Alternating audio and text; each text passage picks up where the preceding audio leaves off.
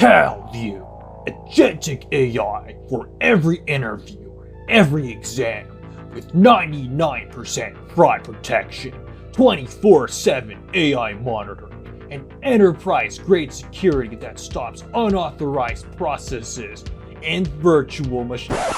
Wait, shit, you weren't supposed to see that! What you just saw there was a demonstration of Talview's secure browser. Talview's secure browser is a product that they like to brag about when talking about how Talview is better than other proctoring alternatives. For example, on the Talview versus HonorLock comparison page, they mentioned that their secure browser does all this cool shit. Wow. It creates a controlled test environment. Oh wow, it's easily deployable. And wow, it limits my access. Oh, that's crazy. Oh, you're so cracked, you're so cracked. For those of you who were paying attention, you might have noticed something wrong with the comparisons on Talview's website. I'll show it again for you just to refresh your memory, but long story short, they're missing one important competitor. I'll give you a hint.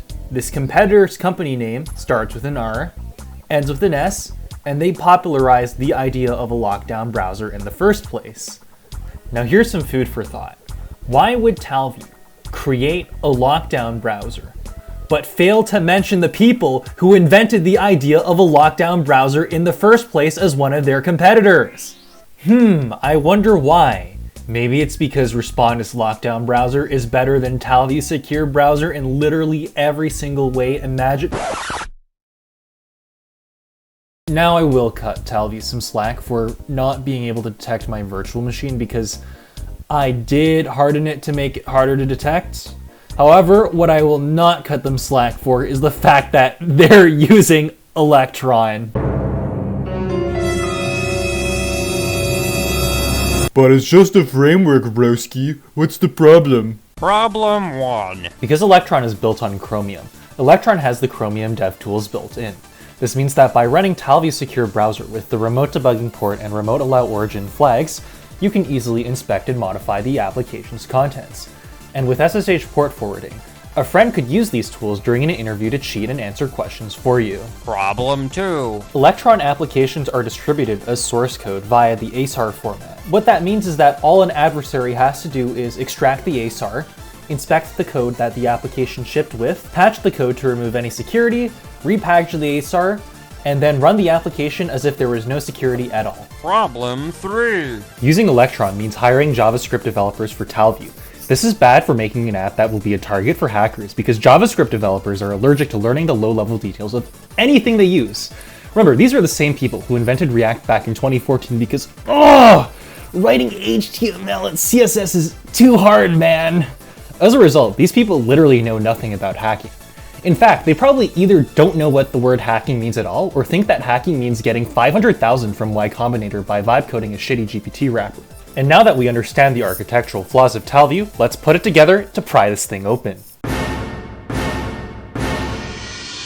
The first thing we're going to do is use ASAR extract to get the application's code. Then we inspect the manifest of the application to find where the entry point lives.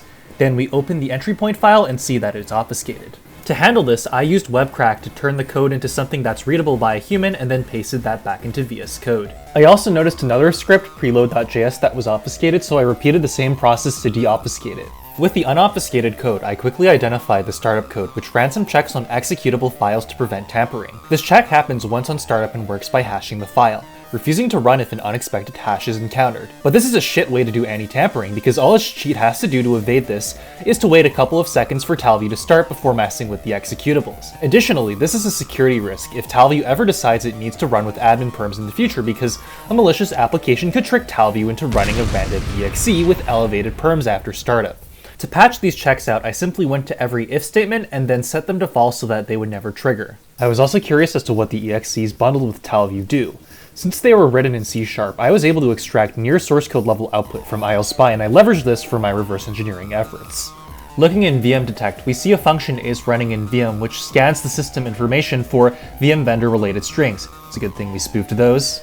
Then there's session switch, which just listens for new RDP connections or if the user has logged off or locked their computer. Restrictions disable WinKey WinForms app installs a low-level keyboard hook in order to block inputs that would tab you out of Talview while taking an assessment. And the restrictions disabler, I'm not sure what it does. It doesn't run anything of interest, but the keyboard hooks disable themselves after the application closes and the taskbar automatically re-enables. Back to the application, there's a check that runs every second to determine if a monitor is connected to the computer. I hardwired this check to always return 1 so Talview doesn't think any monitors are connected. There's also a check that forcefully kills any applications on a blacklist, which I dealt with by forcefully emptying the blacklist just before the check runs. And finally, I patched the browser window settings so that the browser would act like a normal browser. And now, the moment you've been waiting for.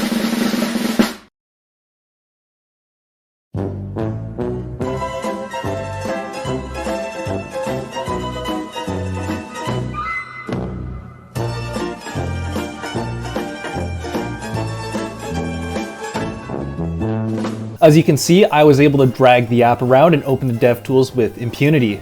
Talview is no longer able to detect OBS, and the content protection that's supposed to stop OBS from capturing the browser no longer works. So if you're a hiring manager and you're paying for Talview right now, get a refund as soon as possible. There are so many security holes in the Talview secure browser that I wouldn't even use it for free. And keep in mind, I only went through bypassing the security checks that were necessary to cheat. I could discuss the fact that the browser does not have a heartbeat function, which literally every anti-cheat uses, and there's a random Google API key lying around in main.js. I don't know what else to say. 2 out of 10, would not recommend. Now, enjoy a montage of me messing with Talview.